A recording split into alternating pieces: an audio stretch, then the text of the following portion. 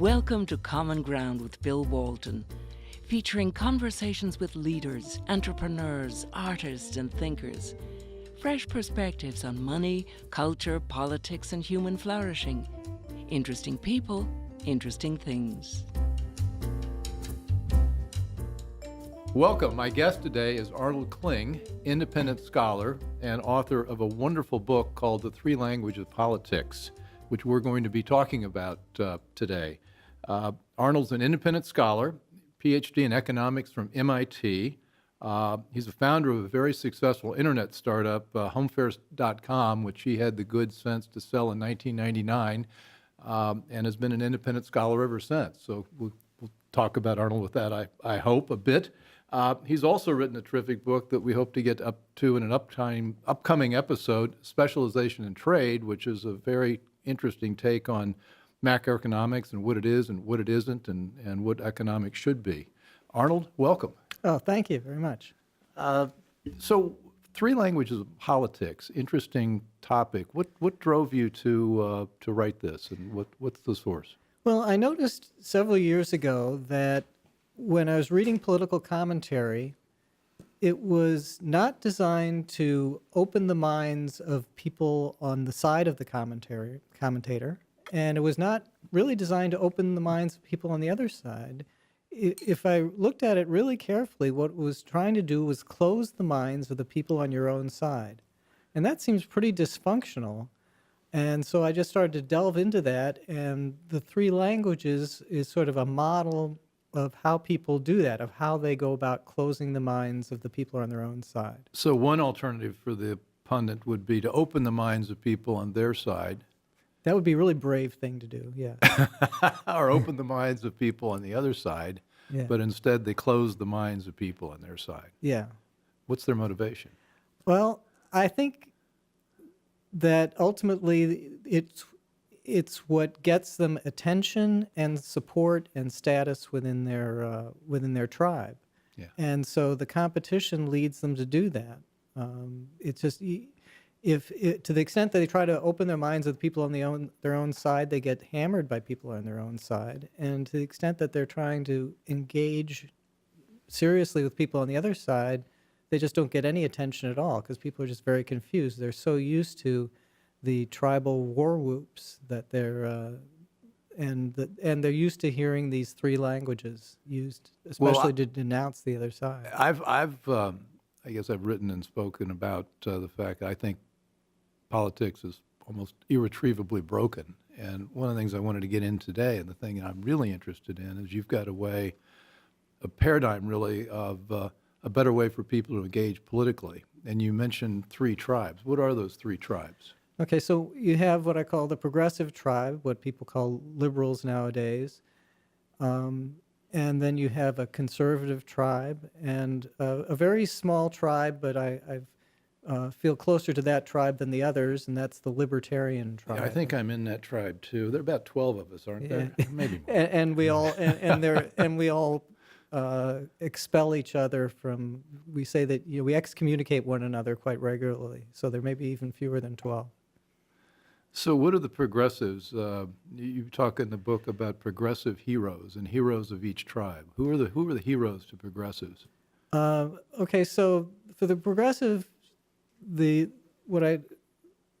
each tribe I think of as having a particular axis of sort of moral certainty. When they can frame something along this particular each axis, they're sort of morally certain about it. And so for progressives, the axis of moral certainty is oppressor-oppressed. So their villains are people who they think are oppressors, and their heroes are people who they think of as standing up for the oppressed. And conservatives, heroes? So conservatives, the axis of moral certainty is civilization versus barbarism. So conservatives see civilization as fragile. That's what they want to conserve. They always think that there's some threat from some barbarian outlook, and so the villains for them are the people who they see as out to destroy this fragile civilization, and the heroes are the people who stand up for. So Edmund Burke would be a hero to conservatives. Or maybe someone like Winston Churchill would be the Okay, ultimate yeah, hero, yeah. standing up to the barbarism of the Nazis. And libertarians. So for libertarians, the axis of certainty is liberty versus coercion. They view people who want to impose their values on other people coercively as the villains, and the heroes are people who stand up for liberty. And they define government as a coercive, as the ultimate coercive tool. Yeah, other than criminal gangs, government is the only main coercive tool. Yes. Now, you in the book, you give some examples of different kinds of issues that could be explained in three ways by the different tribes. Black Lives Matter. Yeah. So let's do something even more recent, sort of something like the NFL players taking a knee. Great. Let's do the take a knee. And so Progressive looks at that and says, okay, so black people are oppressed as a group, and so if you're against the players kneeling, then you're on the side of the oppressors and you're a villain. That's sort of that would be your natural instinct. Mm-hmm. For conservatives, the things like the national anthem is part of civilization. The flag, all these symbols are very important, and so if you're for the players, then you're against civilization. You're on the side of barbarians, and you're wrong. Libertarians would probably not take as much of an emotional issue on this, but they would say that the players should have freedom of speech, but also that the owners have a freedom to fire players. So that there's no, that would be the side of liberty in that one. And tax reform. Tax reform, I'm not going to. Well, as I've seen it in the press, and I've got to tell you honestly, I've kept my eyes closed during this whole tax reform debate. Probably very wise. But the progressives I think are beating the the progressives are beating the oppressor-oppressed axis as far as I can tell, saying that this is just going to put money in the hands of the rich people and so on.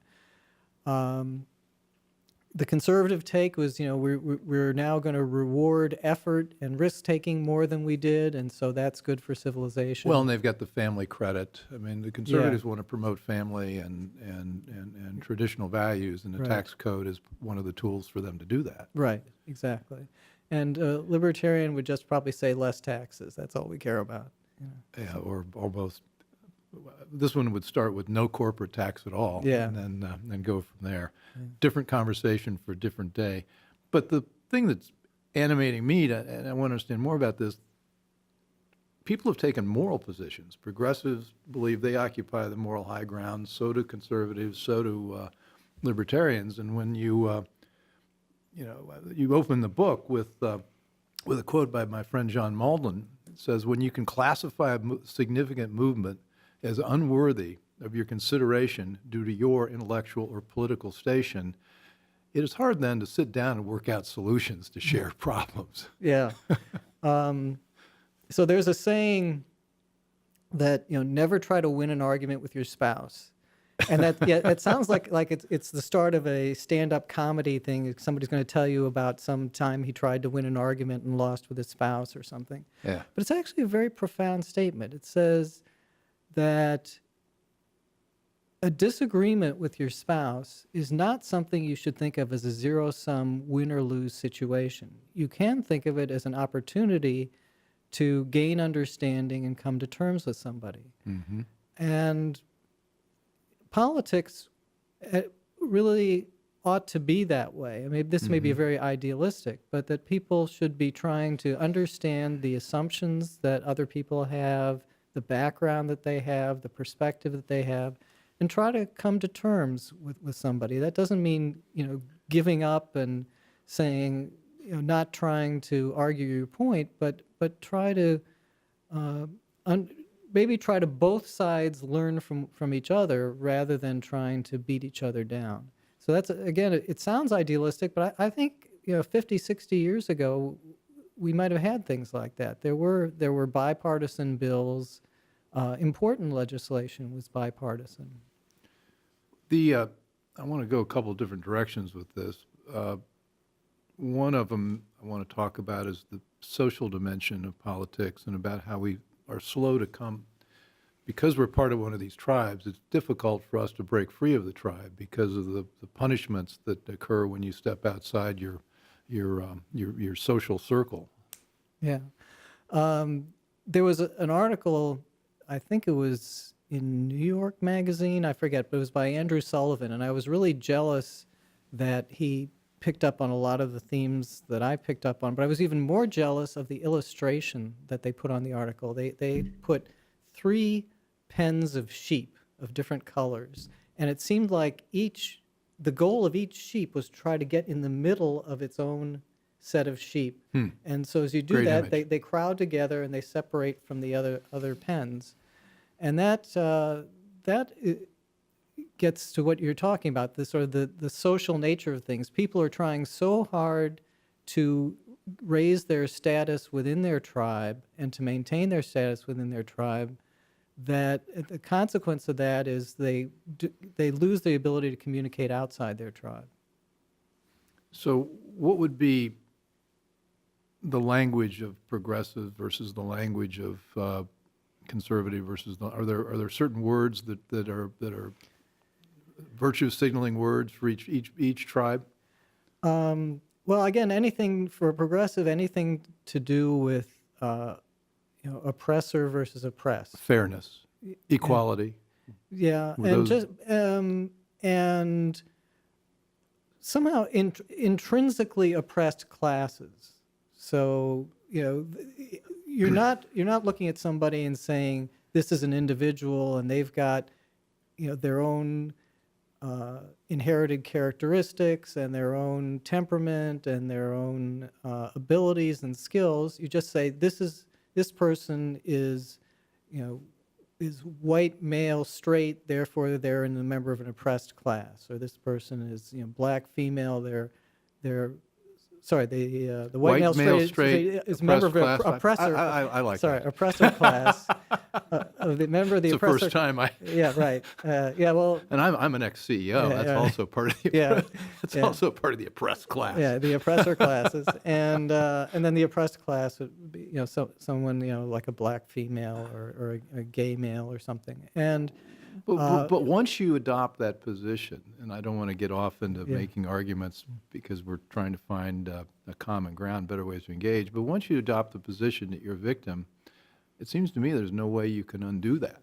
I mean, I don't know, how far do you take something where you're no longer a victim?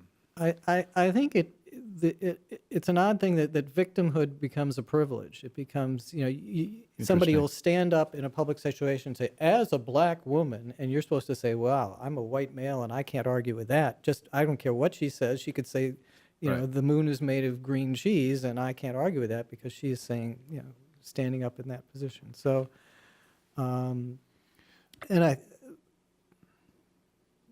Anyways, it's a conundrum, Yeah. and it's part of the issue we're trying to face and how to get people to talk with each other. I want to jump to something else, but let me stick with the virtue signaling that conservatives have and libertarians have. A couple just to help make it more vivid.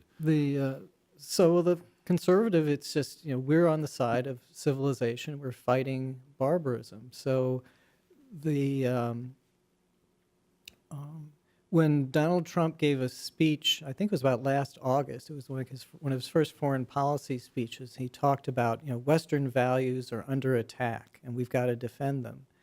And, conservatives heard that as a dog whistle. Oh yeah, this is, this guy gets it. I mean, that was actually the first time for a lot of, traditional conservatives to say, this is, Trump's sounding like a conservative.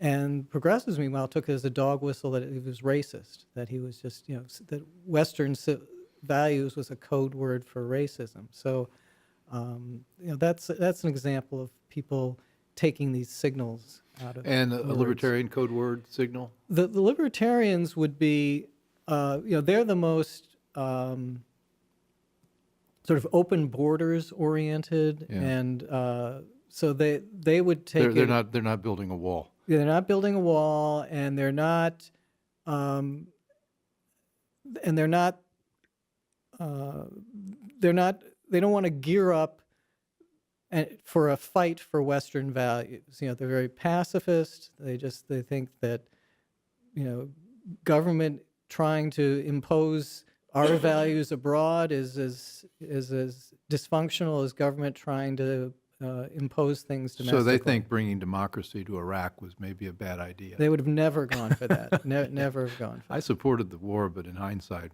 boy, Yeah. our ambitions way exceeded our ability to deliver. You mentioned something. You brought up Trump. Where does he fit into this scheme of three tribes? I think he mixed things up a bit, maybe a lot. I think of him as promoting a divide of I call the Bobo versus anti-Bobo, and that's from something that David Brooks wrote 20 years ago. Bobos in Paradise. Bobo is short for bourgeois bohemian, and he was describing. Bourgeois bohemian. Yeah. Okay. So and he's fascinated with the conflict or the contradiction between sort of the people who came out of the 60s and 70s still having kind of the hippie ethos, but then making a lot of money because they were highly educated and highly skilled. And so they became a sort of an elite and a privileged group, or maybe not privileged, but certainly successful. And then at the same time, you have people in flyover country clearly resenting this. And this has really been true for a couple hundred years. I've just been rereading a book called Albion Seed, which is a book about the very origins of American culture when the British came, and one group that came over was the Scots-Irish borderers who came in and started in Appalachia, and they've always hated anyone who thought that they were superior to them, whether they thought they were superior to them culturally, economically, politically, and Trump picked up on that, and that's they have a lot of descendants culturally and in terms of population, and so Trump rallied what some people call Greater Appalachia, and they're sort of naturally enemies of the bourgeois bohemians. Well, there are two books, other books on that, Country Class versus the Ruling Class, which Anglo, and I'll butcher his last name, Cordovilla, wrote about 4 or 5 years ago, right. Predicted this, and basically lumped both the Republicans and the Democrats together in Congress or in power as part of the ruling elite. Yeah. And then the other one was Born Fighting from our Senator Jim Webb. Yeah. Which talked about the Scots-Irish, and a lot of my family is Scots-Irish, and this idea of being against the revenuers is very appealing. Yeah, and it's so Trump captured that, and but so that explains. And that elite has always hated Trump. In fact, if you go back to Brooks's book, there's actually a paragraph in there where he lists a bunch of cultural symbols that the bourgeois bohemians hate. And even back then, Donald Trump is in that list. Trump Tower was number 1 on the list. How could they tear down that beautiful brownstone? Or what, I can't remember what department store he tore down to put it up. So one of the tools you talk about to get at better ways to engage is something called slow thinking as opposed to fast thinking. And fast thinking is where we just immediately say, this is right, this is wrong, without coming from our own paradigm. Yes, and one of the things that I've been focusing on since writing the book is the sort of the role that social media plays in that I think it increases polarization because you see something on social media and things move quickly, and you just feel like you have to react right away. And the faster you react, the more emotionally you react, the more you react in terms of seeing threats and feeling outrage. And so social media, I think, has really accelerated the polarization because you don't take the time to think, and you just immediately try to react. I have a blog, and I make it a rule to schedule my posts. How do we find your blog? Just look for Arnold Kling blog. Okay. Kling. You'll get there one of these days. And I make a point of scheduling posts 2 or 3 days in advance, and that's to force me to not react with outrage to things I see, and also to anticipate something that's at least going to last past a 2 or 3 day news cycle. The news cycle is ridiculously fast now, so that if you see a big story now, the one thing you can count on is that within a week it'll have disappeared, and that's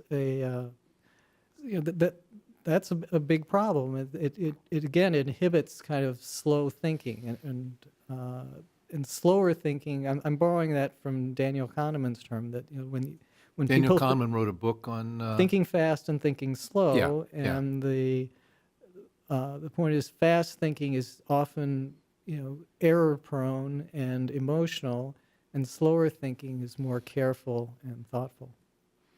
Well, it seems to me like I think it's the gun laws where you're supposed to wait 2 days before you can get your gun. Yeah. Maybe we need to do something libertarians wouldn't like, but enact a rule on the internet that you get 2 day. Yeah. You get a 2 day rule where you can't post until you waited 2 days. Well, I mean, as a libertarian, I don't want to impose rules, but I do think that sort of hygiene on social media is and hygiene in use of the internet is something that our society has not adjusted to and needs to develop. I think we're messing up a lot of people. One example, not relevant so much to this conversation, is teenage girls, because there's so much when you put something online. There's so much. It's a competitive game. How many people liked it? How many people approved it? Who's putting me down? And you do that to teenage girls who are very sensitive about that anyway. And people have found that like the rate of depression and other neuroses has shot up because of the smartphones and the social media. So we're more and more prone to fast thinking because of social media, the internet, 24/7 cable. Think of how cable has to operate. So when I'm growing up, if Walter Cronkite goes on to give the news, he doesn't have to worry about somebody flipping the channel, using the remote, whatever. Now everybody's worried about how to hold people's attention, and the best way to hold someone's attention is with breaking news and something that outrages people. Because when people are outraged, they'll pay attention. And so that's what we get, is a maximization of outrage in the media. Well, we're also getting the silos. You mentioned something in the book about a study that something like some issue came up and 18% of people on social media unfriended someone because they disagreed with whatever their ex-friend had said. Yeah. People feel a tremendous threat from other points of view now. It's just, and they react to that threat. Sometimes they unfriend people, or they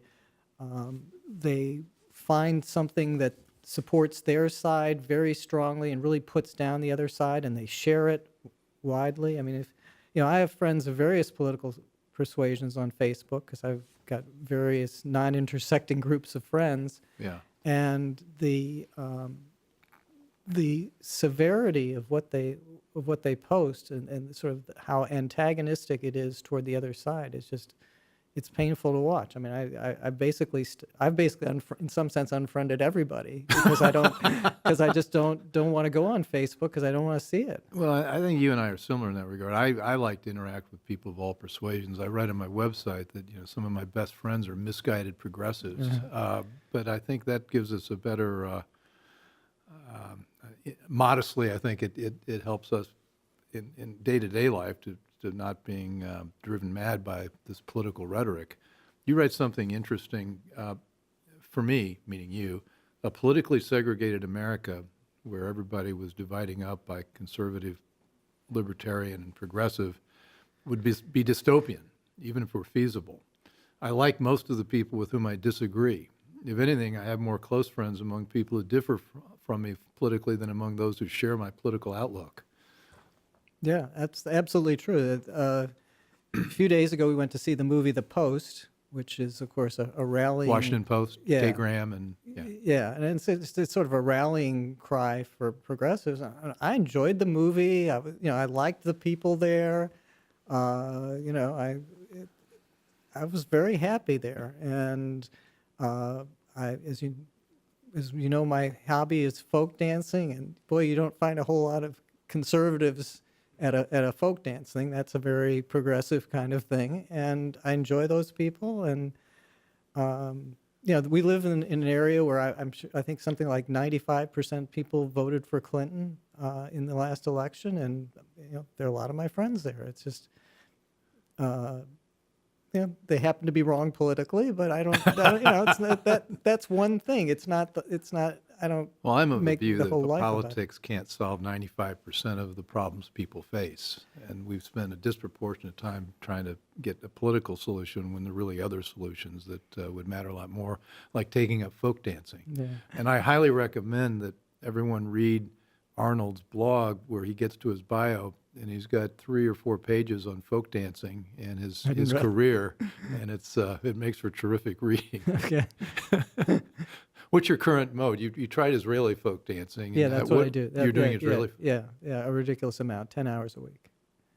Oh, that's great. Yeah. And who does that? How many people? Not very many, and it's going to die. I mean, one of my lines is that hobbies are getting narrower, deeper, and older. That is, a smaller set of people involved. They're more deeply involved, and then if it's been around a long time, it's older people. They're just opportunities for people to get deeper into something, because you can connect up with other people who are deeper into it. So, I mean, I used to play bridge, and social bridge used to be something. Now it's mostly tournament bridge, because the social bridge was the lowest common denominator activity, and no one does that anymore. People do things that they're very, very interested in. They get very deeply into it, and no one else can break in because it becomes more competitive. I don't know, just a weird observation. Yeah. We're wandering off into big ideas, Yeah, right. but I like big ideas. And one of the things that strikes me is we're talking about a balkanization of many things. There's not just 3 political tribes, but we've got Israeli folk dancing tribes and contract bridge competitive tribes. And it would be nice if the other tribes kind of mixed together and the political tribes kind of faded more. I think one of the things that kept politics from being as polarized as it was that people were mixing in different contexts. So, for example, when I was young, a blue-collar worker could afford a box seat at the ballpark in St. Louis. And now, the top seats go for $600-800. And, a blue-collar worker maybe can get something in the outfield, maybe. And so, we really have separated a lot more along class lines and political lines. And being able to mix and sort of have a bunch of baseball fans of different social classes at the same ballpark was something that we're kind of losing. This is one of the themes of Charles Murray's Coming Apart. Yeah. Terrific book on the same topic or related topic. One of the things you write is about in the book, and we've got to wrap up in just a minute, although for me, this could go on for hours. You talk about motivated reasoning. And one of the things you talk about is that you say that if people were open-minded, you'd think the more information they had, the more they would come to agreement on an issue. Surprisingly, political scientists and psychologists have found the opposite. More polarization exists among well-informed voters than among poorly informed voters.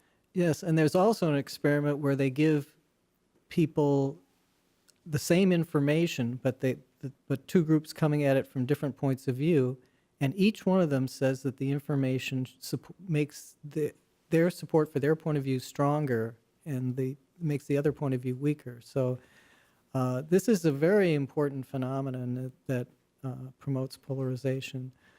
I sat on a jury once on a tough case, and it was a very different process. People were deliberating, people were listening to each other, people changed their minds, and that's very different than when you come into a situation with a strong prior point of view. When you come into a situation really genuinely open-minded, the whole dynamic of the discussion is more constructive, and I wish we could reconstruct that in politics. Well, my wife Sarah encountered that on a jury trial. She was on a murder trial, and somebody came in with the view of the oppressor model, which is that anybody convicted, anybody accused of crime had to be innocent because the police were always bad and always going to be arresting the wrong people. So this person came in saying, no matter what is presented to me, I'm not going to change my mind.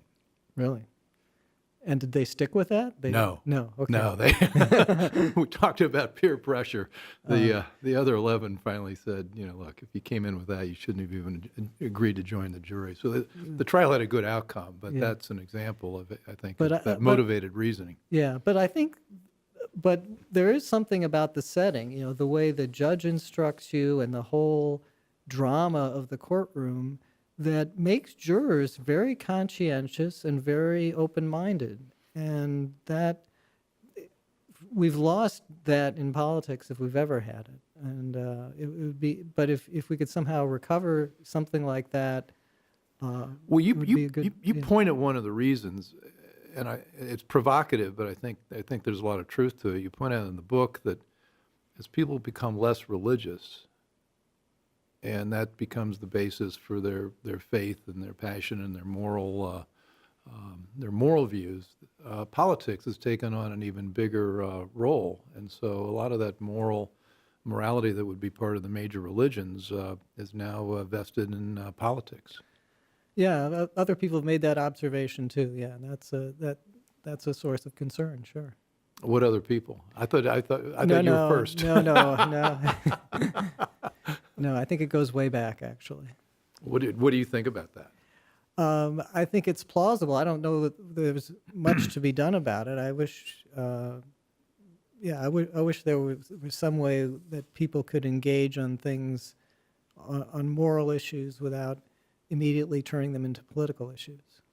Well, let's come back to a solution, and we will end on a positive note, because I think your book points towards one of the solutions, and it's slow thinking, and it's for all of us to begin to recognize the moral assumptions that each of the other members of the tribe brings, and to respect that. Yes, I think the one thing is to try to resist when you hear something that appeals to your tribe. Instead of saying, oh, I want to share that, that's really powerful, take a skeptical point of view and try to take the most charitable view of someone on the other side. So don't assume that the reason that a conservative disagrees with you is that the conservative is an oppressor. And don't assume that the reason that a progressive disagrees with you is that the progressive is a nihilist who's trying to tear down civilization. And don't think that the reason a libertarian disagrees with you is that the libertarian is either a nihilist or an oppressor. But try to make a charitable interpretation of why someone else would disagree with you. That would be one start. I think that's great wisdom. We've been talking with Arnold Kling, who's written a great book, The 3 Languages of Politics. It can be found on Amazon.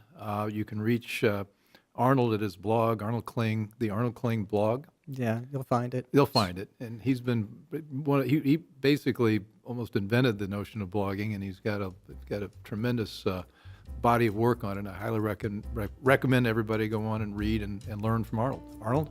Okay, enjoyed the conversation. Thanks. Great, thank you. Thanks for listening. Want more? Be sure to subscribe to Common Ground with Bill Walton on iTunes.